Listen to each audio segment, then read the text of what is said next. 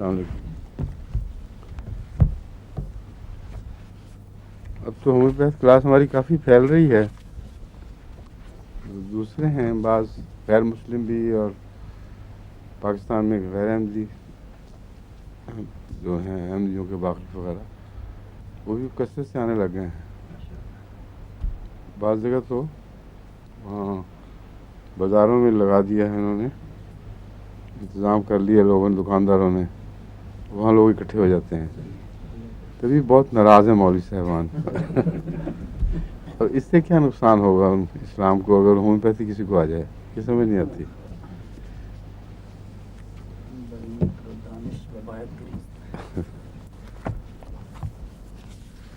ترجمہ بھی سنا دیں اس کے لوگوں کو. بئیں عقل و دانش و باید. ہاں، کیا مطلب ہے؟ ایسی عقل جو ہے ان کی وہ رونا ہی آتا ہے اور روتے ہی ہیں اور کیا ہوتا ہے.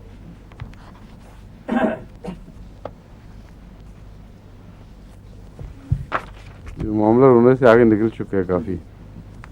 اچھا، اب کاربن کے متعلق میں آپ کو بتا رہا تھا کہ ہمیں کیلکیریا کارب اور دوسرے کاربن کے ایٹمز جو ہیں، کاربن کے ایلیمنٹس ہیں، کمپاؤنڈس، ان پر خصوصی توجہ دینی چاہیے، کیونکہ کاربن سے زندگی بنتی ہے. زندگی کی ہر قسم میں لازمی جز کاربن ہے، اور ہڈیاں بنتی ہیں کیلکیریا سے، کیلشیم سے.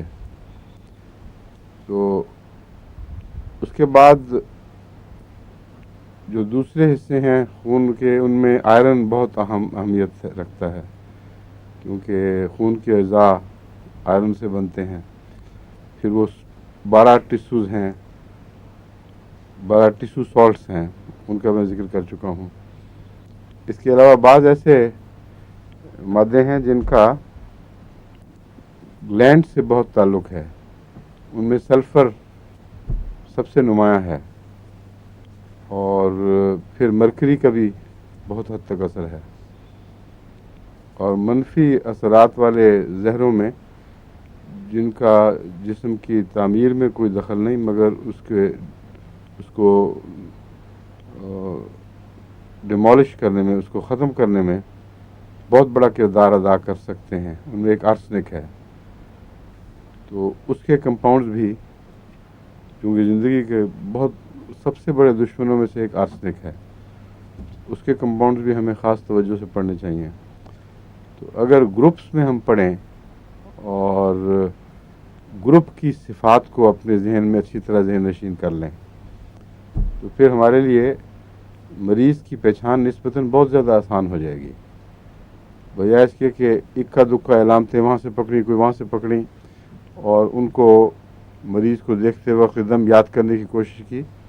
اگر آپ گروپس پہچان جائیں تو بہت آسانی سے مریض کی کیٹیگری، یعنی اس کا وہ محدود دائرہ جس سے وہ تعلق رکھتا ہے، وہ آپ کے سامنے واضح ہو جائے گی. اور پھر آگے تقسیم کرنا، تفریق کرنا پھر اتنا مشکل کام نہیں ہے. تو میں اس پہلو سے اب آپ کو پہلے کاربن سے تعلق رکھنے والے سارے اور کیلشیم سے تعلق رکھنے والے تمام اہم کمپاؤنڈز پڑھاؤں گا، اور ان کو آپ خوب اچھی طرح سمجھ جائیں گے تو پتہ چلے گا کہ بہت بڑی بڑی گہری بیماریاں کانسٹیٹیوشنل ہیں، اور جب تک آپ ان کاربن اور کیلکیریا کی کانسٹیٹیوشن پر گہری نظر نہ رکھیں، آپ دوسری کسی دوائی سے صحیح معنوں میں علاج نہیں کر سکتے، کھرچتے ہیں بیماریوں کو. اور یہ رجحان آج کل ہومیوپیتھ میں بہت بدقسمتی سے بڑھ گیا ہے. فوری نتیجہ پیدا کرنے کے لیے بیماری کھرچ دی، اور وہ کھرچنے کا سلسلہ مسلسل جاری رہتا ہے پھر ساری زندگی، اور ایک جگہ سے کھرچیں دوسری جگہ سے وہ سر اٹھا لیتی ہے. لیکن یہ جو دوائیں اب میں آپ کے سامنے لا رہا ہوں، یہ وہ ایسی ہیں جو اگر کام کریں گی تو پورا گہرا نظام حیات میں دخل دے کر اس کی خرابیوں کو دور کرنے والی ہیں، اس میں اتر کر، دخل دے کر نہیں. اور جو دخل انداز دوسرے محرکات ہیں جن سے بیماری پھیلتی ہے، ان کو نکال کے باہر پھینک دیتی ہیں. یہ عمومی ہے تعارف. کیلکیریا کارب یہ کیلشیم کاربونیٹ ہے. اس کی مختلف शक्लें पाई जाती हैं। बाइकार्बोनेट सोडा, सोडियम बाइकार्बोनेट भी होता है, और कई किस्मों में दूध में ये कैल्शियम पाया जाता है और उसका बुनियादी जुज़ है। और बच्चा जितनी भी हड्डियां बनाता है या कार्टिलेजेस बनाता है या आँख का जो मसाला है उसका सफ़ेदी का, और बहुत सी अहम चीज़ें जिसके बगैर ज़िंदगी मुकम्मल हो ही नहीं सकती, वो सब दूध में से कैल्शियम लेकर बनाता है। और दूध को खुदा ताला ने जो मुकम्मल ग़िज़ाइयत बख्शी है, उसमें कैल्शियम एक सबसे अहम किरदार अदा करने वाला मादा है। तो कैल्शियम और बाकी सब ये भी कार्बोनेट की शक्ल में है, और भी बहुत से कार्बोनेट्स उसमें मुख्तलिफ शक्लों में पाए जाते हैं, मगर इस वक्त उसकी बहस ज़ायद होगी। अगर कोई शख्स सोडा खा के अपने मैदे का तेज़ाब ठीक करता हो, तो ख़तरा यह है कि उसके अंदर गहरी बीमारियां वो पैदा हो जाएंगी जो कैल्शियम कार्बोनेट की ज़्यादती से या इसकी कमी से पैदा होती हैं। एक सवाल ये उठाया गया था कि ज़्यादती की इलामतें क्या होती हैं, कैसे बनती हैं, और कमी की कैसे बनती हैं। होम्योपैथिक में जो जहाँ तक मैं समझा हूँ, ज़्यादती और कमी की दोनों की इलामतें किसी एक ग़िज़ा के हिस्से की ज़्यादती से हो सकती हैं, और ग़िज़ा के हिस्से के अलावा दूसरे जितने भी ऐसे कीमियाई मादे हैं जिन्हें हम होम्योपैथी में इस्तेमाल करते हैं, उनको अगर ज़रूरत से ज़्यादा दिया जाए तो वो दोनों तरह के रद्द अमल दिखा सकते हैं।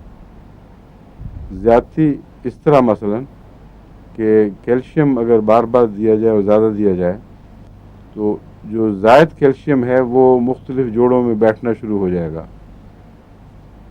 शुगर अगर ज़्यादा खा ली जाए तो वो इसमें दिल के वेल्व्स में और मुख्तलिफ नालियों में जगह जगह बैठकर और खून के वरीदों में जमकर कई किस्म की खराबियां पैदा कर देती है, गुर्दों को डिस्ट्रॉय कर देती है, आसाब के ऊपर बैठ के उनको डल कर देती है, बाज़ दफ़ा इतना बेहिस कर देती है कि हार्ट का अटैक हुआ भी है तो मरीज़ को पता नहीं लगता, छोटे मोटे अटैक्स का पता ही नहीं चलता। और इसीलिए उनको ख़तरा होता है कि उनकी पाँव की उंगलियां वगैरह गलनी शुरू हो जाएं, नासूर बनने शुरू हो जाएं, क्योंकि दर्द का निज़ाम सेहत के निज़ाम की हिफाजत के लिए है। और दर्द जिस तरह बाशऊर तौर पर आपको बताती है कि मैं कहीं बीमार हूँ और उस तरफ मुझे तवज्जो करनी चाहिए, उस तरह गैर शऊरी इंसानी सेहत का निज़ाम भी दर्द से एक मुस्तकिल राब्ता रखता है। जहाँ दर्द होगा उस तरफ जिस्म की तवज्जो होगी, जहाँ दर्द नहीं होगा वहाँ जिस्म तवज्जो छोड़ देगा। तो इस पहलू से शुगर के बहुत से नुकसानात हैं जो ज़्यादा होने के नतीजे में पैदा होते हैं। मगर जैसा कि मैंने कहा है, जब चीज़ ज़्यादा दी जाए तो बाज़ कमी के असरात भी ज़ाहिर हो जाते हैं। मसलन शुगर जहाँ मिलनी चाहिए वहाँ कम है, वहाँ नहीं पहुँच रही, तो इतना मर्जी आप किसी को खिलाई जाए शुगर, जहाँ उसको ज़रूरत है जिस शुगर को वहाँ नहीं होगी, जहाँ नहीं ज़रूरत वहाँ होगी। तो कमी भी है और ज़्यादती भी है। बैक वक्त बुनियादी बात क्या है? तवाज़ुन बिगड़ा है। तो ये मादे जितने भी होम्योपैथिक में प्रूव होते हैं, इनका एक जो ख़ास असर ज़ाहिर होता है वो तवाज़ुन का बिगाड़ना है। जब आप खाने में तवाज़ुन बिगाड़ेंगे तो अंदर भी तवाज़ुन बिगड़ जाएगा। इसलिए कुरान करीम ने फरमाया है, कुलू वशरबू वला तुसरिफू।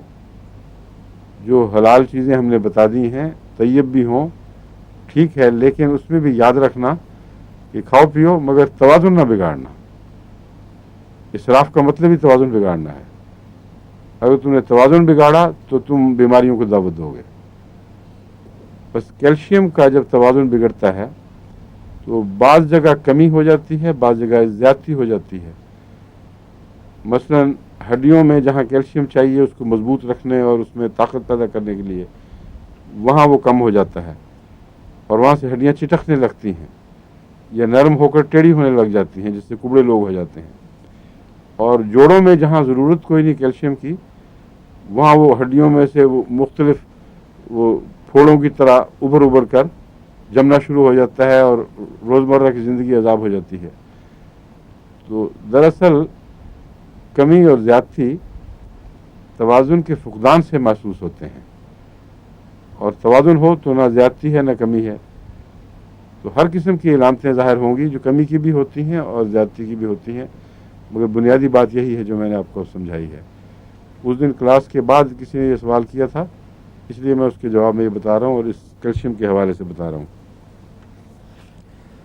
کیلشیم آپ کو میں نے بتایا تھا ایک دفعہ کہ سلفر کا اور رسٹاکس کا کرونک ہے، اور اسی طرح اگرچہ یہ غالباً کتابوں میں نہیں درج مگر برائونیا کا بھی کرونک بنتا ہے. کئی طرف سے مختلف قسم کی دوائیں ہیں جن کے آخر پر کیلشیم کی ضرورت پڑ جاتی ہے، اور اس میں ان کی علامتیں بھی پائی جاتی ہیں. بیلاڈونا کا بھی ایک کرونک ہے. وہ کیا علامتیں ہیں جو اس میں مشترک ہیں؟ کیلشیم میں خون کا توازن بگڑتا ہے اور سر کی طرف رجحان اور باقی جسم کا ٹھنڈا ہونا، یہ کیلشیم میں پایا جاتا ہے، جو بعینہ ہی بیلاڈونا کی علامت بھی ہے. اب اگر بیلاڈونا کی علامت پائی جائے لیکن بیماری کرونک ہو اور اچانک ظاہر نہ ہو، ایک مستقل رجحان ہے، تو وہ بیلاڈونا سے کنٹرول میں نہیں آئے گا. وہ کیلشیم کا محتاج ہے اور کیلشیم ہی اس کو ٹھیک کرے گا. اس لیے اب آپ کو میں یہ بھی سمجھا رہا ہوں کہ کرونک کہتے کس کو ہیں. اب جگہ جگہ کتابوں میں یہ پڑھیں گے کہ یہ اس کا کرونک ہے، یہ اس کا کرونک ہے. اس کی تفصیل سمجھنی ضروری ہے. بس کرونک کئی طرح سے سمجھا جائے گا، آگے بھی حوالے آئیں گے. اس وقت میں آپ کو یہ بتا رہا ہوں کہ بیلاڈونا کا کرونک یوں بنتا ہے کہ بیلاڈونا کی علامتیں کیلشیم کے مریض میں دکھائی دیتی ہیں، اور بیلاڈونا آپ دیتے ہیں اور مریض شفا نہیں پاتا، بلکہ وقتی طور پر دورے پر کچھ اثر ہو جاتا ہے، لیکن مستقل ہے وہ بیماری. اس کے لیے لازماً کیلکیریا کی ضرورت ہے. یہ اس پہلو سے آرنیکا کے بھی مشابہ ہے. آرنیکا میں بھی تمام جسم کا ٹھنڈا ہو جانا اور سر کی طرف رجحان ہونا یہ پایا جاتا ہے، مگر جس قسم کی دردیں اس وقت آرنیکا کے ساتھ ہوتی ہیں اور سارے جسم میں ایک بخار کی اور بے چینی کی کیفیت، وہ کیلشیم میں نہیں ہوتی. اس لیے کیلشیم کو ہم آرنیکا کا کرونک نہیں کہتے. کبھی اس کے پاؤں کیلشیم کے مریض کے ٹھنڈے ہو جاتے ہیں اور کبھی جلتے ہیں. اس لیے جلنے کے لحاظ سے جب ہاتھ تلوے جلنے لگ جائیں اور سر کی چوٹی جلنے لگے تو آپ کو سلفر کا مریض دکھائی دے گا. حالانکہ سلفر کا مریض ہونے کے باوجود بعض دفعہ کیلکیریا کا آپ کا مریض سلفر سے شفا نہیں پاتا. سلفر میں آلٹریشن نہیں ہے مزاج کی. سلفر مستقل گرم اثر رکھنے والی دوا ہے. اس کا مریض نوکدار قسم کا مریض ہوتا ہے. اس میں یعنی اس کے نقوش میں ایک قسم کی نوکیلا پن سے پیدا ہو جاتا ہے، اور وہ مریضوں کو دیکھنے سے آہستہ آہستہ سمجھ آتی ہے کیا مطلب ہے اس کا. لیکن کرونک کیس ہے یا سل کا مریض لمبا ہو جائے اور اس میں طبیعت میں گرمی پائی جائے تو اس کو آپ سلفر کا مریض کہہ سکتے ہیں. یا جلدی امراض کا مریض یا وریدوں کا مریض جس کو وینس کہتے ہیں، ان سب صورتوں میں سرفس کی طرف خون کا رجحان بڑھتا ہے اور اندر سے باہر کی طرف گرمی کا انتقال ہوتا ہے، لیکن اس کے باوجود اندر ٹھنڈ محسوس نہیں ہوتی. بعض ایسی دوائیں ہیں جن میں باہر گرمی اور اندر ٹھنڈ محسوس ہوتی ہے. بعض ایسی دوائیں ہیں جہاں اندر گرمی اور باہر سردی محسوس ہوتی ہے، اور سلفر میں اندر بھی گرمی ہے باہر بھی گرمی ہے، تھرو آؤٹ سارا مریض ہی گرم مزاج کا ہے. ہاتھ میں پسینے بھی آ رہے ہیں تو گرم پسینے ہیں، ٹھنڈے پسینے نہیں ہیں. لیکن کلکیریا کار میں جب پسینے آتے ہیں تو ٹھنڈے آتے ہیں، گرم ہونے کے باوجود ٹھنڈے پسینے آتے ہیں. اور کلکیریا کار میں عدلنے بدلنے کا مضمون پایا جاتا ہے. اس کا مریض کبھی بہت ٹھنڈا ہو جائے گا، کبھی بہت گرم اور ہاتھ پاؤں جلتے ہیں، پلسٹیلا کے مشابہ بھی ہو جاتا ہے. تو کلکیریا کا مزاج پہچاننے میں اس کے جو گرمی سردی کا مزاج ہے اسے دیکھنا چاہیے. ہاٹ ہیڈ کولڈ فیٹ یہ آپ کو ملے گا، کنجسشن چھاتی کی طرف، اور اس کے علاوہ اس میں جو رنگت ہے جلد کی وہ ویکسی جس سے ہوتا ہے نا، چکنی چکنی زردی مائل اور کچی کچی رنگت جس میں خون نہ ہو. اور بعض بچے جن کا پیٹ بڑھ جاتا ہے اور رنگ اس طرح پیلا سا پڑ جاتا ہے، دیکھنے میں معلوم ہوتا ہے کہ ان میں کوئی جان نہیں، کوئی طاقت نہیں، گہری اندرونی بیماری دکھائی دیتی ہے. یہ کلکیریا کا کیس ہے اگر یہ علامتیں باقی پائے جائیں. میں نے بتایا تھا پرنیشیس انیمیا میں کلکیریا بہت اچھا کام کرتی ہے. یعنی اگر یہ علامتیں مل جائیں اس کی تو پھر اتنی گہری دوا ہے کہ جو مرضی نام ہو بیماری کا، ہر ایک کے اوپر اس کا نمایاں مفید اثر دکھائی دے گا. کلکیریا پرنیشیس انیمیا پہ کام کرتی ہے. پرنیشیس انیمیا کیا چیز ہے اس کے متعلق مختصر میں آپ کو اتنا بتا دیتا ہوں کہ یہ دراصل معدے کی جھیلیوں کی بیماری ہے، جس کے نتیجے میں وٹامن B12 جسم میں ہضم نہیں ہو سکتی. جو سیکریشنز معدے کی جھیلیاں کرتی ہیں ان سیکریشنز میں خدا تعالیٰ نے وہ مادے رکھے ہیں جو وٹامن 12 کو جسم میں جذب کرنے میں کام آتے ہیں. اگر کسی وجہ سے ان جھیلیوں میں کمزوری آ جائے، بعض دفعہ بعض بیکٹیریا ہیں جو خدمت کر رہے ہوتے ہیں معدے کے اندر، ہر قسم کے بیکٹیریا برے نہیں ہیں، بعض خدمت گار بیکٹیریا ہیں جو وٹامن 12 بنانے میں اور اس کے انہضام میں مددگار ہو رہے ہوتے ہیں. تو جب بیلنسز بگڑ جائیں، ہم توازن بگڑنے کی بات کر رہے ہیں، وہ ساری بیماری کا نام ہی، ہر بیماری کا نام توازن کا بگڑنا ہے دراصل. تو اس وجہ سے وٹامن B12 خون کے اندر جذب ہونا بند ہو جاتی ہے، اور اس کے نتیجے میں جو انیمیا واقع ہوتا ہے اس کا ایلوپیتھک میں اب تک علاج کوئی نہیں ہے. ڈاکٹر صاحب نے اس دن فرمایا تھا کہ اس کا علاج وٹامن B12 ہے. پھر ان کو بعد میں خیال آیا کہ میں جو بات کہہ رہا تھا وہ اور تھی، وہ جواب اور دے بیٹھے ہیں. وٹامن B12 اس بیماری کے اثرات کو کم کرنے کے لیے بیرونی مدد ہے،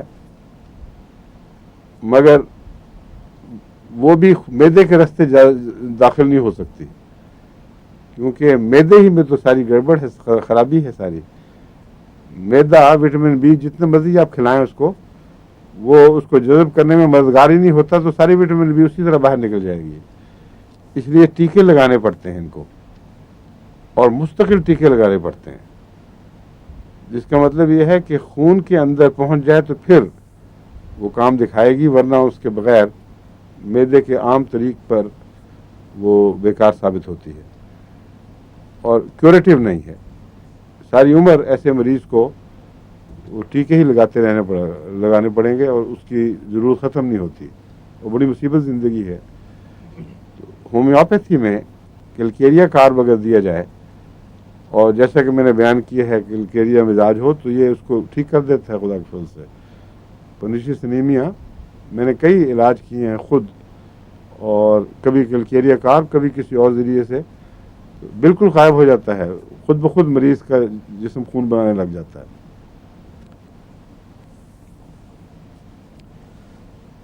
ریلیکسیشن آف مسلز اس میں اس کا ایک عنوان ہے، لیکن یہ ریلیکسیشن ہر چیز میں پائی جاتی ہے.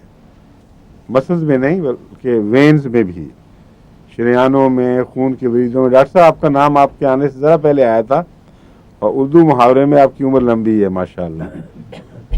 बैठे।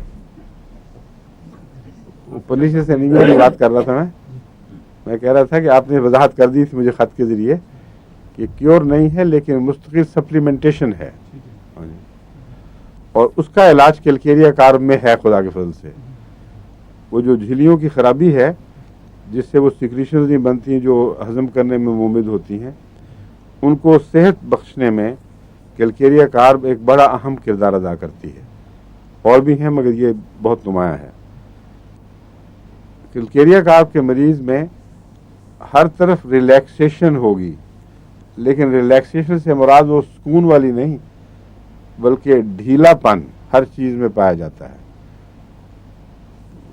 मसल्स ढीले हो जाते हैं और फ्लैबी। बहुत से मरीज जो मोटे होते हैं, जरूरी नहीं उनका वजन भी ज्यादा हो, बाद ढीले होकर मोटे हो जाते हैं, उनका हजम बढ़ जाता है खा वजन ना भी बढ़े।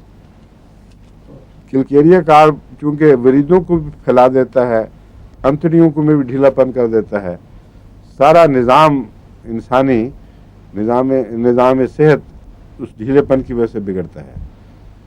तो इसको अगर मुनासिब वक्त पे दिया जाए मरीज को और कुछ अर्सा खिलाना पड़ेगा तो रफ्ता रफ्ता उसके अंदर तनाव वापस आना शुरू हो जाता है। वो इलास्टिसिटी जो जिस्म के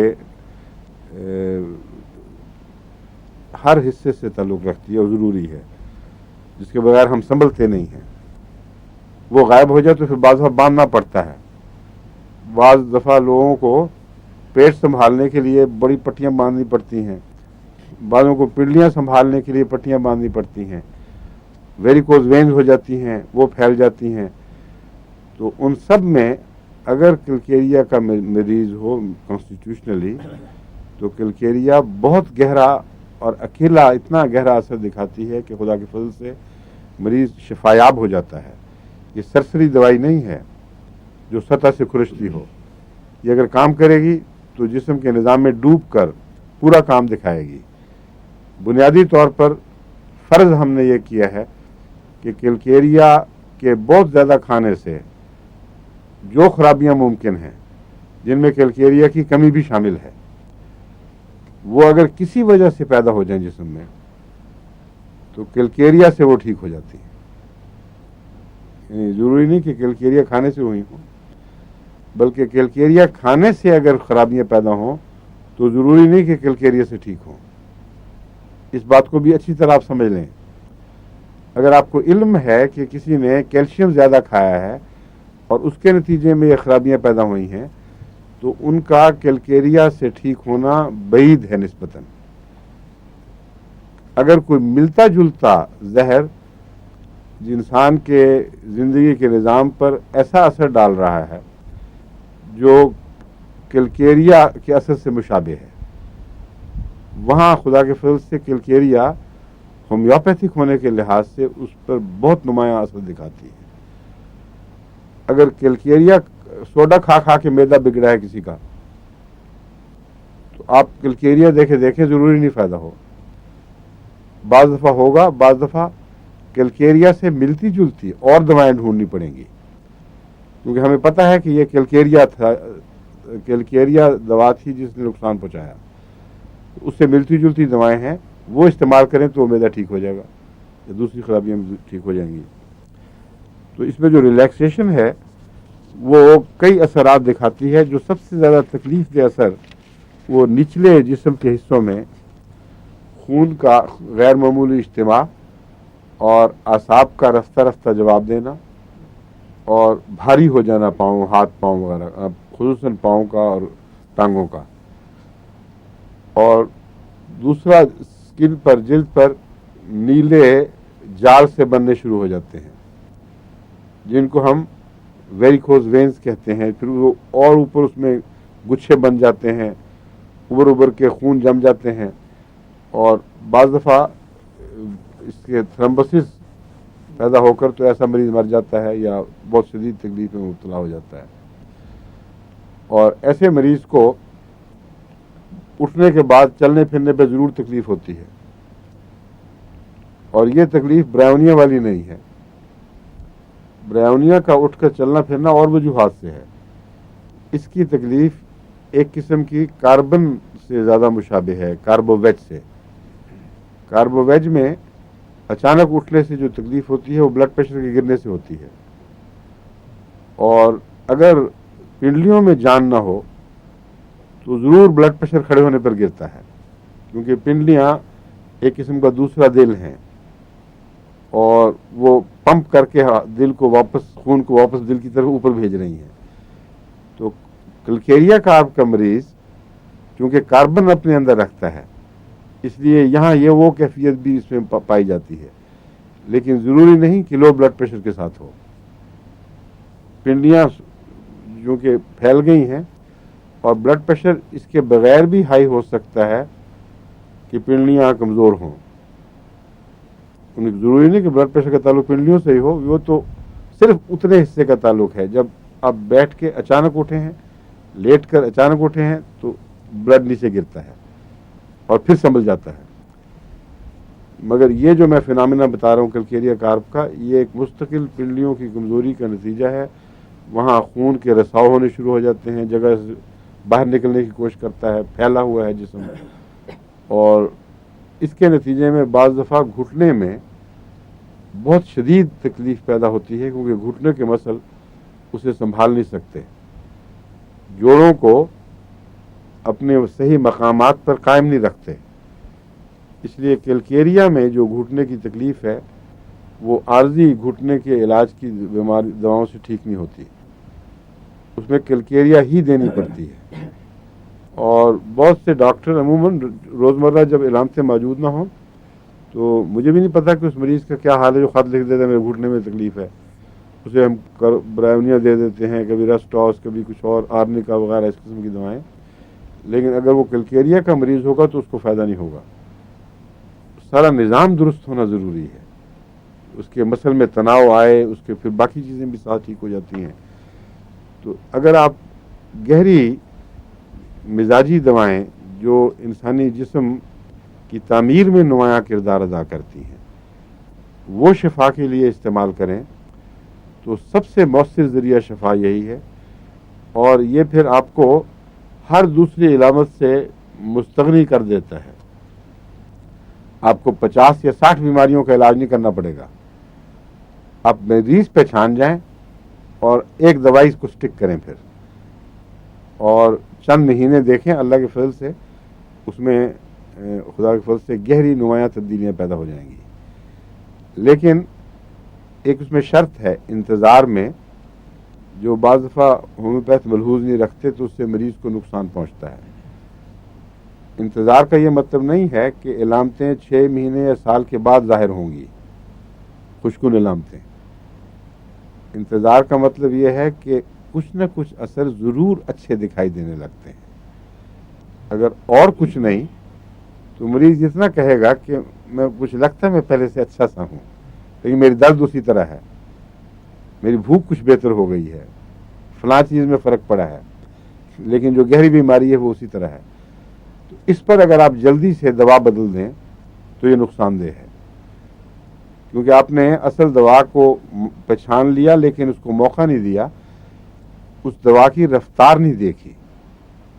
جو گہری دوائیں ہیں جن کا جسم کی ساخت سے تعلق ہے، خواہ جسم کے کسی حصے کی ساخت سے ہو، ان دواؤں کو وقت ملنا چاہیے کہ رفتہ رفتہ ساخت پر اثر انداز ہوں۔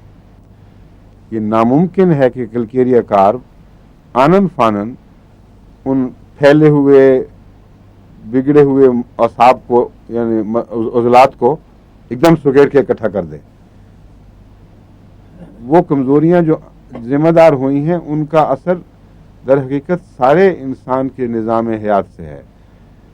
کلکیریا کارب جب کم ہوگا تو اس کا اثر پیٹیوٹری گلینڈز پر بھی ہوگا، دوسرے گلینڈز پر بھی ہوگا، گردوں پر بھی ہوگا، لیور پر خاص طور پر ہوگا، اور جگر پر، اور ہر جسم کے حصے پر کچھ نہ کچھ اس کا اثر ہو رہا ہے۔ دانتوں پر ہوگا، مسوڑوں پر ہوگا، تو یہ سارے اثرات مل کر وقت لیتے ہیں کام کرنے میں، اور سب جگہ پاک تبدیلیاں پیدا ہونا کچھ وقت چاہتا ہے. تو اس لیے یہ پہچاننا ضروری ہے کہ کوئی دوا خطا نہیں گئی، یعنی کلیتاً نشانے سے ہٹی نہیں ہے. چند دن میں پتہ لگ جانا چاہیے. اگر پتہ چل جائے تو پھر ہر ہفتے جب آپ پوچھیں گے تو پہلے سے بہتر حالت ہوگی. اس عرصے میں عارضی دوائیں استعمال کی جا سکتی ہیں، مگر اس کو چھوڑ کر نہیں. عارضی دوائیں بعض ایسی ہیں جو بعض مرضوں سے گہرا تعلق رکھتی ہیں، ان میں وہ جلدی اثر دکھا دیتی ہیں. تو کیلکیریا کار کو جاری رکھیں اور عارضی طور پر اس کے مددگار کے طور پر دوسری دوا استعمال کر لیں. اس کی مثال ایسی ہے جیسے سلفر جب دی جاتی ہے تو یہ بھی گہری دوا ہے، بہت لمبا اثر دکھانے والی، لیکن اس میں عادت ہے کہ یہ چونکہ اس کا خون اپنی گرمی کو جسم کے باہر پھینکنے کی کوشش کرتا ہے، اور مریض کو ٹھنڈا کرنے کے لیے یہ تبھی ایک رد عمل ہے خون کا کہ وہ سرفیسز کے اوپر باہر جا کے ٹھنڈا ہونے کی کوشش کرتا ہے. اس لیے ہر جگہ گرم محسوس ہوتا ہے انسان. سر کی چوٹی بھی جلتی ہے، پاؤں کے تلوے بھی جلتے ہیں، ہاتھ بھی جلتے ہیں. عموماً گرمی اور بے چینی، رات بستر میں جاؤ تو ایک دم خارش زیادہ شروع ہو جاتی ہے. یہ سب علامتیں ایک ہی مزاج کے کرشمے ہیں. تو ایسے مریض کو جو آپ سلفر دیتے ہیں تو اس کے رد عمل کے طور پر یہ چیزیں واپس نہیں جاتی ہیں اچانک، بلکہ مریض میں اور زیادہ قوت پیدا ہو جاتی ہے اپنی بیماریوں کو باہر اچھالنے کی. اس کو ریئیکشن کہتے ہیں. ریئیکشن یہ نہیں ہے کہ یعنی اچھا ریئیکشن یہ نہیں ہے کہ اچانک سب کچھ ٹھیک ہو جائے اور مزید ٹھنڈا ہو جائے. وہ تو موت کی طرف حرکت ہے. ریئیکشن کے نہ ہونے کے نتیجے میں ایسا ہوگا. اگر ہومیوپیتھی میں صحیح ریئیکشن ہے تو جس سمت میں وہ دوا کام کرتی ہے یا وہ اس کی مرض جا رہی ہے اسی سمت میں اضافہ ہوتا ہے. اور وہ یہ ہے کہ جسم میں گرمی زیادہ ہو جائے گی، اچانک ہاتھ پاؤں زیادہ جلنے لگ جائیں گے. خارش جو پہلے نہیں محسوس ہو رہی تھی وہ اچانک ظاہر ہو جائے گی. بعض دبی ہوئی بیماریاں جو پہلے آپ کو علم بھی نہیں تھا کہ ہیں جسم کے باہر آ جائیں گی. ان میں سطح پر جھاڑو دینے کے لیے نقص-فہمی کا کام کرتی ہے. اور یہ کام اس کا ہیمورائڈز میں بھی ہے، یعنی پائلز وغیرہ، جو کیا کہتے ہیں اردو میں ان کو، ہیمورائڈز کو بواسیر، مسے. ہیمورائڈ پائلز ہوتی ہے بواسیر، اور ہیمورائڈز مسوں کو کہتے ہیں. تو بواسیر کے نتیجے میں جو مسے نکل آتے ہیں ان پر بھی یہ اثر انداز ہوتی ہے. کیلکیریا کار میں بھی ایک قسم کے مسے پائے جاتے ہیں، لیکن وہ مسا نام ہی ہے ان کا، مگر ہے وہ اور چیز. اس کی جلد میں گٹھلیاں بننی شروع ہو جاتی ہیں، اور یہ جو گٹھلیاں ہیں یہ آپ کو بہت سے مریضوں میں دکھائی دیں گی. اور لیوپس میں بھی یہ گٹھلیاں بہت ہی خطرناک نتیجہ پیدا کرتی ہیں. بعض چہرے آپ نے بگڑے ہوئے ایسے دیکھے ہوں گے جس میں جگہ جگہ سے گنبد نکلے ہوئے اور پھولے ہوئے جلد کے اوپر گنبد بننے شروع ہو گئے، جو سب کوٹینس ہوتے ہیں. جلد کے نیچے کچھ مواد اکٹھا ہو کر وہ گٹھلی سے بن جاتی ہے، جو ہلائیں تو ہلتی ہے. اس کی جڑیں کہیں ہڈی وغیرہ میں پیوستہ نہیں ہوتی، اور یہ نان کینسرس ہیں، کینسر والے نہیں ہیں، لیکن ہیں بہت مصیبت، اور ایسا حلیہ بگاڑ دیتے ہیں انسان کا کہ سوائے اس کے کہ قریبی اپنی رحم شفقت کی وجہ سے ان سے تعلق رکھیں، مگر لوگ گھبراتے ہیں ان کے قریب ہونے سے، حالانکہ لگنے والی بیماری نہیں ہے. مگر کیلکیریا کار میں بھی یہ بات پائی جاتی ہے، لیکن اس سے بہت زیادہ اور نمایاں طاقت کے ساتھ یہ بات کیلکیریا سلف میں پائی جاتی ہے. مگر وہ اب میں صرف بتاؤں گا آپ کو، کیلکیریا سلف کی باتیں اس میں بتا دوں گا. میں ضمناً بتایا ہے کہ یہاں اس کا تعلق کاربن سے نہیں ہے، کیلکیریا سے ہے. اس بیماری کا تعلق کاربن کا مزاج بگڑنے سے یہ بیماری نہیں پیدا ہوتی، اور کیلکیریا چونکہ سلفر کا کرونک ہے इसमें सल्फर से मुशाबे निस्बतन लंबी और गहरी बीमारियों को शिफा की ताकत है। इसलिए जब ये कैलकेरिया और सल्फर इकट्ठे हो जाएं दोनों, तो ऐसी बीमारियां अचानक बहुत ज़्यादा जोर दिखाने लगती हैं, जिनमें सल्फर का भी मिजाज है और कैलकेरिया का भी मिजाज है। तो कैलकेरिया सल्फर जब आप पढ़ेंगे तो आपको पता लगेगा कि दोनों इकट्ठे होकर कैसा खौफनाक मरीज पैदा करती हैं।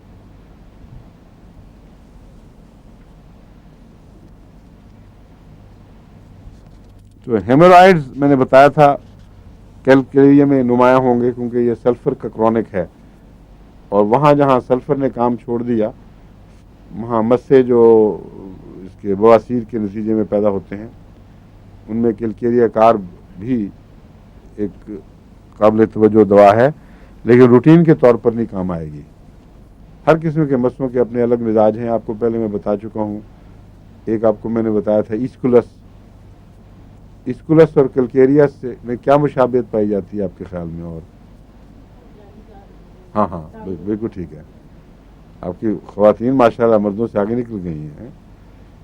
ये इन्होंने जो है ना, हमारी मंसूरा एजाज साहबा, इन्होंने याद कराया है कि वो जो वेरिकोस वेन्स पैदा होती हैं, जालियाँ सी बनती हैं, और नीली रगें, यूँ मालूम होता है जैसे उनमें पीप फट जाएगी। एहसास ऐसा है जैसे कच्चा कच्चा फोड़ा पकने से पहले का एहसास होता है, लेकिन होता कुछ नहीं। बिल्कुल यही शक्ल इस्कुलस के बवासीरी मसों में होती है। वो तकलीफ दे बड़े हुए जलते हैं, खून उनके अंदर गल सड़ रहा है, और इंसान कहता है कि चलो अब पीप बनेगी और दफ़ा होगा ये, लेकिन पीप बनती नहीं, और क्रॉनिक स्टेज है जो हर वक्त तंग करती है। उसके लिए कैलकेरिया का काम नहीं आएगी, कैलकेरिया का उससे कोई ताल्लुक नहीं। उसके लिए इस्कुलस चाहिए। तो मिलती जुलती चीज़ें हैं, लेकिन उनके अंदर फ़र्क होगा। और इस्कुलस और कैलकेरिया की पहचान इतनी नुमायां है कि उसमें कोई वजह नहीं कि आप शुबे में मुब्तला हों। लेकिन क्रॉनिसिटी यानी पुराना हो जाना बीमारी का, जो मध्यम रफ्तार से आगे बढ़ती है, आके बैठ रहती है, वो कैलकेरिया का हिस्सा है। इस्कुलस में आगाज ही से मिजाज मिलता जुलता है उसका। इस्कुलस के मसलों का मिजाज लंबी बीमारी के बाद बिगड़ कर ये नहीं बनता, बल्कि शुरू से ही मिलता जुलता उसका मिजाज है। तो वो पहचाना जाता है। कैलकेरिया ने पहले सल्फर से सफ़र इख्तियार शुरू किया, और रफ्ता रफ्ता ठहर कर फिर कैलकेरिया की क्रॉनिसिटी, यानी उसके क्या कहते हैं उसको उर्दू में, क्रॉनिसिटी को मुज़मिन शक्ल, यानी दायमी बीमारी की शक्ल इख्तियार कर ली। इसमें लिम्फेटिक ग्लैंड्स पर हमले का रुझान पाया जाता है। ये जो हमारी गर्दन के दोनों तरफ छोटे छोटे ग्लैंड्स हैं, ये यहाँ बगल में भी आ जाते हैं, और फिर आके हमारी छाती के ग्लैंड्स में भी दाखिल होते हैं। इनका गहरा ताल्लुक फिर आगे यूट्रस तक चलता है।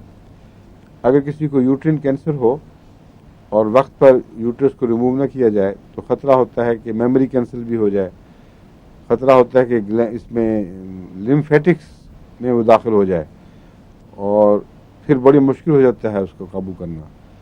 इसी तरह प्रोस्टेट का कैंसर भी लिम्फेटिक्स में दाखिल होने की कोशिश करता है। फिर ये मसाने का कैंसर भी, और बहुत से कैंसर हैं जो लिम्फ्स ग्लैंड्स में चले जाएं तो फिर वो बहुत ज़्यादा ख़तरनाक हो जाते हैं, उनको काबू करना मुश्किल है।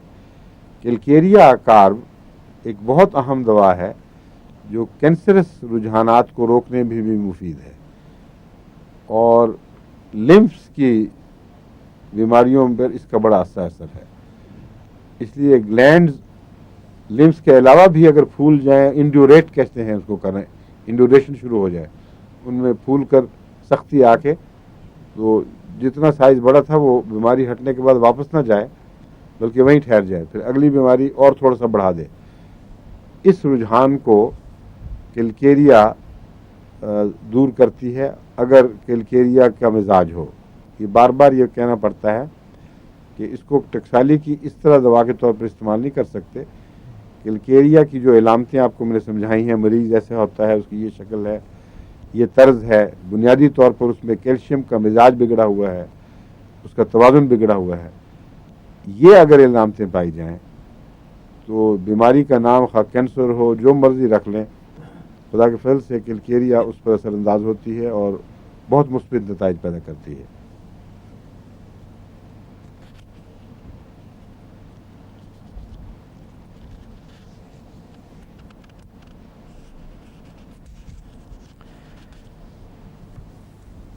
ایک ہومیوپیتھ یعنی کینٹ اس بات پر کو خاص طور پر پیش کرتے ہیں کہ کلکیریا میں اس کے اوپر جو گلینڈز ہیں ہمارے معدے یعنی معدے کے سامنے یا پیٹ کے اوپر جلد کے نیچے مختلف گلینڈ جو پائے جاتے ہیں، ان پر کلکیریا کارپ کا زیادہ اثر ہوتا ہے، اور اس کی ایک وجہ ظاہر ہے. اگر آپ سمجھ لیں تو پھر اس کو یاد رکھنا مشکل نہیں. کلکیریا میں نے بتایا تھا کہ پوٹ بیلیڈ بچوں کی دوا ہے. یہ عام طور پر کلکیریا جب ہو تو ریلیکسیشن پیدا ہوتی ہے مسلز میں، اور انتڑیوں اور معدے پہ ہمیشہ ہوا کا تناؤ اور کھانے کا تناؤ انہیں باہر کی طرف دھکیلنے کی کوشش کرتا ہے، کیونکہ جو مواد اندر پیدا ہو رہا ہے اس کو پریس کر کے آگے کر رہی ہیں انتڑیاں. جس چیز کو پریس کریں گے اس کا کاؤنٹر ریئیکشن بھی ہوگا اور ہوا کا بھی تناؤ ہے باہر کی طرف. اس لیے انتڑیوں کے گرد جو مسلز ہیں اور معدے کے گرد، ان کا ہمیشہ مضبوط رہنا اور مضبوط رکھنا ضروری ہے. اور وہ دوائیں جو سارے نظام کو ڈھیلا کر دیں گی ان میں وہ مسلز پھیل جائیں گے. اس لیے جو باہر کی طرف پیٹ کا پھیلاؤ ہے اور اس کا تناؤ، وہ جو گلینڈز ہیں ان پر برا اثر ڈال رہا ہوتا ہے، اور ان گلینڈز کے اوپر بھی بوجھ پڑتا ہے، پھر وہ سوجنے لگ جاتے ہیں اور دکھنے لگ جاتے ہیں. تو یہ جو پیٹ کے گلینڈز ہیں ان کی خصوصی علامت کینٹ نے یہ لکھی ہے کہ یہ صرف موٹے نہیں ہوتے بلکہ مستقل دکھتے ہیں پھر، اور بعض دفعہ اتنا بڑھ جاتا ہے، ان کی دکھن اتنی بڑھ جاتی ہے کہ سپوریٹ کرنے لگ جاتے ہیں. یعنی چھوٹے چھوٹے اندر انفلمیشن جو ہیں وہ پیپ بناتی ہیں اور اس میں سے بعض دفعہ مواد بھی خارج ہونے لگتا ہے. اور یہ انڈیوریشن اگر روکی نہ جائے وقت پر اور بڑھ جائیں تو ان کے کینسرس ہونے کا بھی خطرہ ہوتا ہے. اس میں کلکیریا کارپ کو ضرور یاد رکھنا چاہیے. بہت گہرا اثر دکھاتی ہے اور سارے نظام کا رخ بدل دیتی ہے. تو رفتہ رفتہ شروع میں تو یہ ہوگا کہ ڈھیلا پن تو ہے، ایک دم تو نہیں پیٹ سکڑ جایا کرتا، لیکن تناؤ میں کمی محسوس ہونے لگتی ہے اور جسم میں عموماً جان پیدا ہو جاتی ہے. نیچے سے اٹھنا، بیٹھ کر اٹھنا اور جھکنا اور پھر کھڑے ہونا، ان چیزوں میں ایک فرق دکھائی دینے لگتا ہے.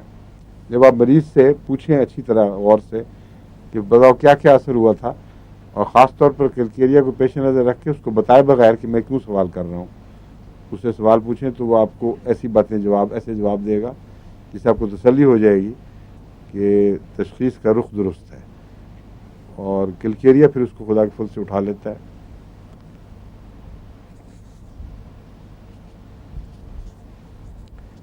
یہ جو انڈوریشنز اس کہلاتی ہیں، یہ السرز کے اوپر بھی ہوتی ہیں. کلکیریا کی السرز ناسور، کئی قسم کے سوراخ والے زخم، وہ صاف بھی ہوتے ہیں، کنارے پتلے کے نارمل کناروں والے بھی ہوتے ہیں. بعض ایسے ہوتے ہیں جن کے کنارے اٹھ جاتے ہیں اور موٹے سے ہو جاتے ہیں اور ان میں سختی آ جاتی ہے، جیسے ایک پوری ٹیوب، پلاسٹک کی ٹیوب بن رہی ہو. یہ کلکیریا یاد کراتی ہے. اگر یہ ہو اور اس کو کلکیریا نہ دی جائے تو بعید نہیں کہ وہ السر کینسر بن جائے. اس لیے اس موقع پر کلکیریا کا یاد رکھنا بڑا ضروری ہے. لیکن ایک اور قسم کی انڈیوریشن ہے جو کلکیریا میں نہیں ہے بلکہ ایک اور دوا میں ہے. اس کے ساتھ اس کو کنفیوز نہیں کرنا. وہ ہے نائٹرک ایسڈ. نائٹرک ایسڈ میں بھی انڈیوریشن ہوتی ہے لیکن اس کے کنارے کٹے پھٹے ہو جاتے ہیں. यानी अल्सर का मुंह कहीं कहीं से भद्दे तरीक पर मोटा हो जाएगा, लेकिन गोल वाज़ेह शक्ल में नहीं रहेगा, बल्कि कटाव आ जाता है उसमें, और उसके मोके जो हैं वो भी इसी बदसूरत तरीक पर मुख्तलिफ तरफ से सिर निकालने की कोशिश करते हैं। तो ये उसकी अलामत है नाइट्रिक एसिड की है, कैलकेरिया की नहीं।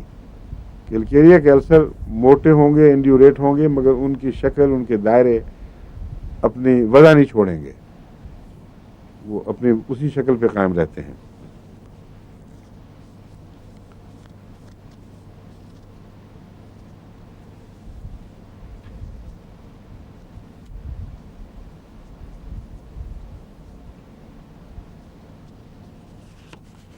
आपने देखा होगा वो हमारे बाज़ मौसमों में, बरसात वगैरह में पेड़ा फोड़ा होता है, उसको गालबन वहाँ पंजाब में तो पेड़ा फोड़ा ही कहा करते थे सारे, तो पेड़ा सब बन जाता है और बहुत तकलीफ दह चीज़ है, क्योंकि वो गहरा होता है और बाज़ दफ़ा वो एक एक महीना ले लेता है पक कर आखिर जिल्द के किनारे तक पहुँचने में। इसलिए अमूमन देहाती डॉक्टर उसको चीरा देकर उसका पूरा इंतज़ार नहीं करते, क्योंकि हर वक्त बुखार भी बच्चे को चढ़ा रहता है। बच्चों में खास तौर पर बड़ी प्रॉब्लम है और उसको मोटी जिल्द ही अभी होती है, तो उसको चीरा देकर उसको निकालने की कोशिश करते हैं। कादियान में भी जो इर्द गिर्द से लोग बच्चे लेके आया करते थे बरसात के दिनों में, ख़ास तौर पर मुख्तलिफ डॉक्टर होते थे, वो चाकू अपना तैयार रखते थे हमेशा। और एक नज़ारा मैंने ऐसा देखा था जो आज तक मुझे भूलता नहीं। वो ऐसा एक खौफनाक भी था और हंसी भी आती थी देख के, और साथ रोना भी आता था। एक बच्चे को डॉक्टर साहब ने उसको माँ को पकड़ाया हुआ था, सख्ती से उसकी टांगें खींच के रखे। एक तरफ से बाप ने उसके हाथ और उसकी गर्दन पे हाथ डाल के उसको खींच के रखा हुआ था।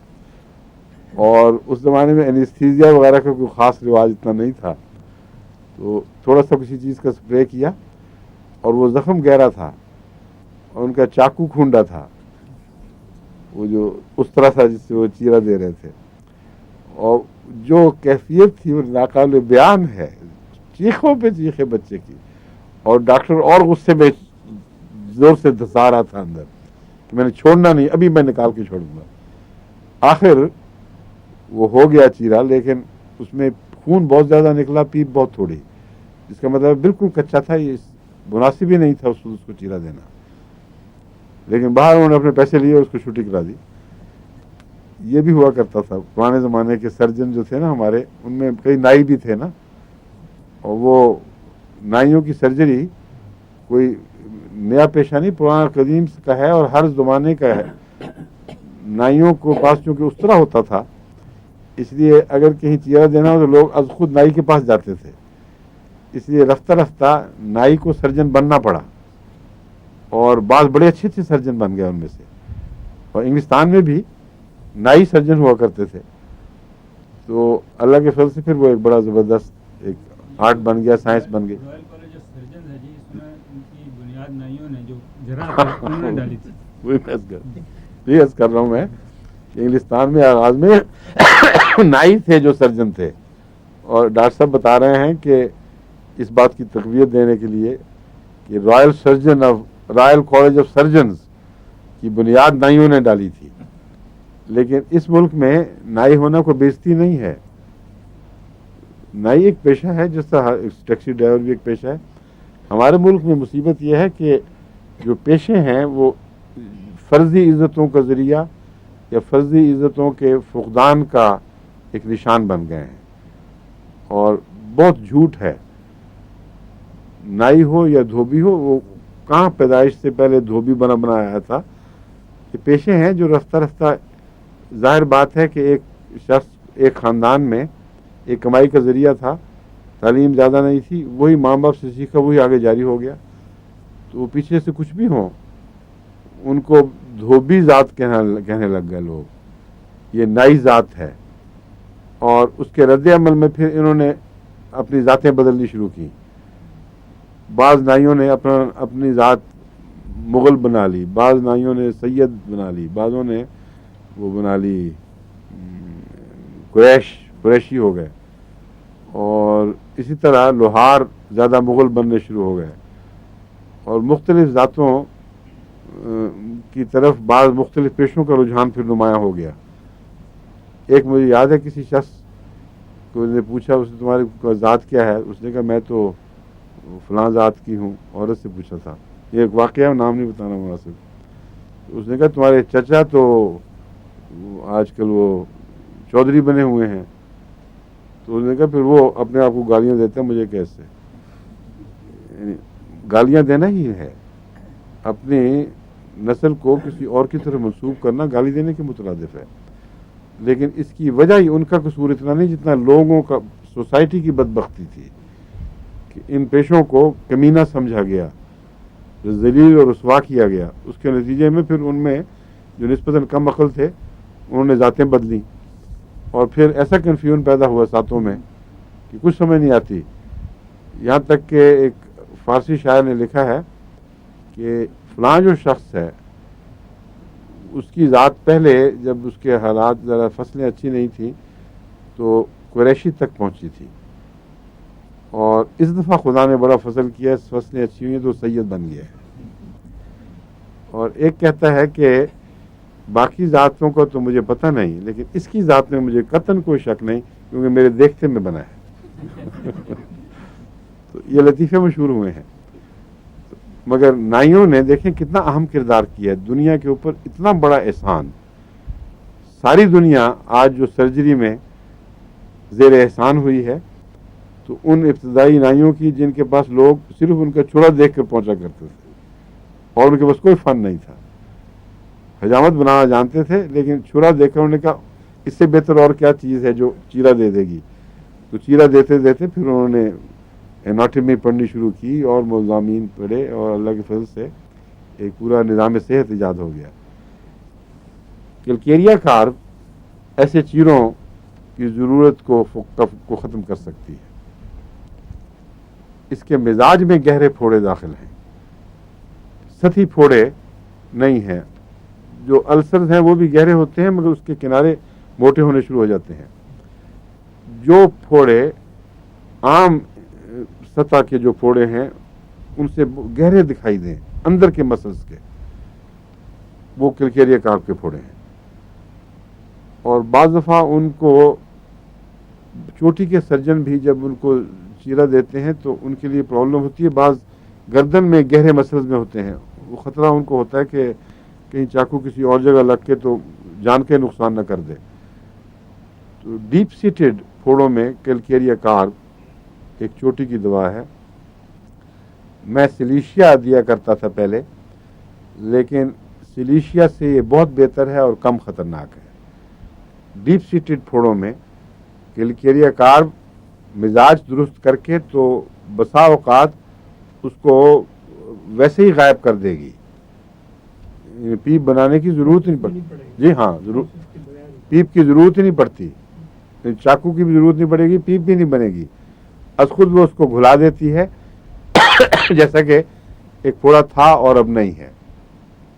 بیچ میں جو نظام کیا واقعہ ہوا ہمیں اس کا کچھ پتہ نہیں، مگر وہ گھلا دیتی ہے، اور اس پہلو سے یہ ایکیوٹ اثر بھی کچھ رکھتی ہے تو کرونک، لیکن اس کے لیے تو آپ لمبا انتظار نہیں کر سکتے کہ کیلکیریا کارب سارا نظام بدل دے اور پھر وہ 2-3 سال کے بعد وہ مریض کا پھوڑا ٹھیک ہو۔ بعض باتوں میں یہ اس کے اثر نسبتاً جلدی ہوتا ہے، یہ ان میں سے ایک ہے۔ آپ بے شک اس کو وقتی دوا کے طور پر استعمال کریں اور یہ فائدہ پہنچائے گی۔ اس میں پولپس کا پیدا ہونا بھی بہت ہی اہم ہے، نمایاں ہے۔ پھوڑوں میں بتا دوں کہ ضروری نہیں ہوتا کہ اس کے پھوڑوں کو بغیر پیپ کے گھلا دے، یہ جسم از خود اندر سے فیصلہ کرتا ہے۔ اگر پھوڑا اتنا آگے بڑھ چکا ہو کہ اس کا پیپ بنانا ضروری ہو، مناسب ہو، تو کیلکیریا کارب میں پیپ ہی بنے گی پھر۔ اور میں جانتا ہوں کہ کئی پھوڑوں میں کیلکیریا کارب نے بڑی تیزی سے پیپ بنائی، لیکن جب وہ پیپ بناتی ہے تو دکھن دور ہونی شروع ہو جاتی ہے، اور پیپ دو طرح سے بنتی ہے، ایک دواؤں کے اثر کے بغیر. اس پیپ میں اتنا زبردست تناؤ ہوتا ہے باہر کی طرف کہ اور اس کی جو جسم کے اندر اس کے زہر پھیلتے ہیں، اس سے بخار کی بھی کیفیت ہو جاتی ہے، اور جب تک وہ پیپ پھٹے نہیں سخت عذاب میں مبتلا ہوتا ہے مریض. مگر جو ہومیوپیتھک دوائیں ہیں ان میں نے دیکھا ہے جب یہ پیپ بناتی ہیں تو نرمی پیدا کرتی ہیں، تناؤ نہیں پیدا کرتی، اور تبھی جسم کا رد عمل ہے. اس لیے وہ ان کی ٹاکسنز کو اس طریق پر خارج کرتا ہے مختلف ذرائع سے کہ جسم میں وہ بخار وغیرہ کی کیفیت بھی ختم ہو جاتی ہے. اس لیے ضروری ہے کہ وقت کے اوپر پھوڑوں میں ہومیوپیتھک دواؤں سے اور صحیح دواؤں سے فائدہ اٹھایا جائے.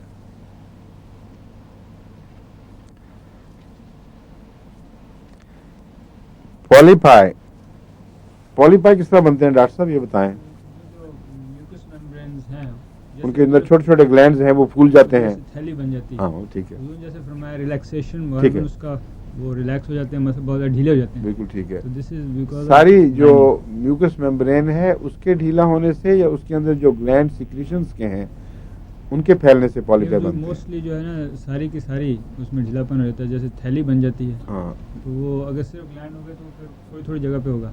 تو اٹ از یہ مگر کئی پولیپائی میں نے کہا ہے، پولپ نہیں کہا. جی پولیپائی تو ہے ہی جمع، جی جی ٹھیک ہے، ایک سے زیادہ پولپس ہوتے ہیں. ٹھیک ہے جی. تو پھر وہ ایک میوکس میمبرین میں ایک پولپ تو نہیں ہوا نا؟ جو مختلف جگہ پہ مثلا ناک میں ہاں ہاں وہ اور سچویشن ہے، اسی طرح میں انتڑیوں ناک بھی. کی بات کر رہا ہوں جی. اس وقت. ناک میں یہی ضرور جو سارا ایک حصہ ہے وہ ایک جگہ کا وہ بن جاتا ہے، ایک ہی بنتا ہے، جی.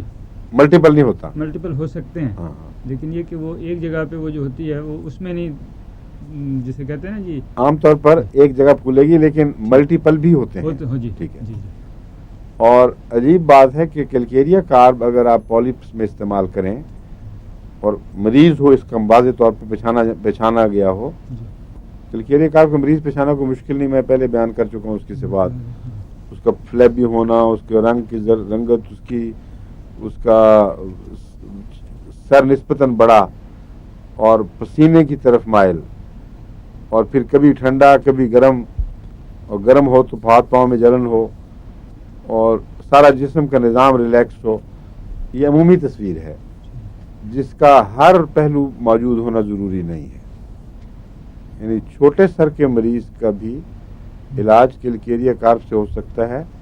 لازم نہیں ہے کہ کیلکیریا کارب کے مریض کا سر ضرور ہی بڑا ہو. اس کی وجہ یہ ہے کہ وہ جو کنجینیٹل کیسز ہوتے ہیں کیلکیریا کارب کے پیدائشی، ان کا سر بڑا ہوتا ہے اور فاصلہ ہوتا ہے یہاں ہڈیوں کے درمیان، محسوس ہوتا ہے. کئی دفعہ میں نے دیکھا ہاتھ لگا کے اندر انگلی خطرہ لگتا ہے کہ ذرا زور سے دبائی تو اندر داخل ہو جائے گی. یہ کیلکیریا کارب کا پیدائشی مریض ہے. لیکن کیلکیریا کارب کے بہت سے مریض پیدا ہونے کے بعد بے اعتدالیوں کے نتیجے میں بنتے ہیں، یا رجحان تبھی موجود ہے جو یوٹرس کے اندر پوری طرح ظاہر نہیں ہوا، بعد میں بے احتیاطیوں سے یا بعض زہروں کے نتیجے میں کیلکیریا کارب کا مریض بن گیا. اب اس میں ہڈیاں جو فکس ہو گئی ہیں سر کی وہ پھیل کے بڑی تو نہیں ہوں گی. اس لیے یہ ضد کر بیٹھنا کہ اس میں ساری علامتیں نہیں پائی جاتی، یہ بے وقوفی ہے. بہت اکثر علامتیں پہچانی جائیں کسی ایک نظام کے حصے سے بھی تعلق رکھنے والی ہوں. اگر مسکولر نظام کے ریلیکسیشن میں کیلکیریا نمایاں دکھائی دے، یا وریدوں کی ریلیکسیشن میں، خون کی نالیوں میں، تو یہ دیکھنا ضروری نہیں کہ سر بڑا تھا کہ نہیں تھا، کہ سر پہ پسینہ آتا تھا کہ نہیں آتا تھا. وہاں اس کو استعمال کرنا چاہیے کیلکیریا کو، اور نقصان کوئی نہیں، فائدے کا امکان زیادہ ہے. اس میں ایک اور چیز جو خاص طور پر پائی جاتی ہے وہ پولپس کا میں نے بتایا تھا. اور جب کیلکیریا کارب دیں تو بعض دفعہ وہ پولپ اپنے وہاں سے جہاں سے وہ نکلا ہے وہاں سے سکیڑ کر اس کی جو جھلی ہے اس کو نارمل کر رہا ہوتا ہے، اور یہ ایب نارمل حصہ بن کر سکڑ کے الگ ہو جاتا ہے. اور بعض دفعہ اس کو جب مریض ناک سنک سے نکالتا ہے، زور سے اس کو محسوس ہوتا ہے کچھ حصہ ہے، تو جمع ہوا ناک نہیں، وہ پولپ باہر نکلاتا ہے، اور وہ جیلیٹینس سبسٹینس अलग मालूम होता है, बिल्कुल आम नाक नहीं है, बिल्कुल सख्त सी थैली सी सुकड़ी हुई और इकट्ठी हुई। तो कैलकेरिया इतनी गहरी दवा है और खुदा के फजल से इतनी मौसर है, ऑपरेशन की ज़रूरत नहीं रहेगी। नाक की नाली खुल जाएगी, जब पालिप सुकड़ेंगे और फिर अलग हो जाएंगे तो नाक का पैसेज खुल जाता है, कई बीमारियों से निजात मिलती है। अभी कैलकेरिया बाकी है और वक्त ख़त्म हो गया है, तो कोई हर्ज नहीं, बाकी इंशाल्लाह कल है। कल कोशिश करूंगा कि कैलकेरिया कार्ब के अलावा कैलकेरिया सेल्फ भी आपको बता दूं और फिर स्ट्रॉन्शियम कार्ब के मुतालिक भी कुछ बातें बता दूं। बाकी फिर इंशाल्लाह दूसरी कार्बन और कैलकेरिया की दवाएं आइंदा इंशाल्लाह। अस्सलाम वालेकुम।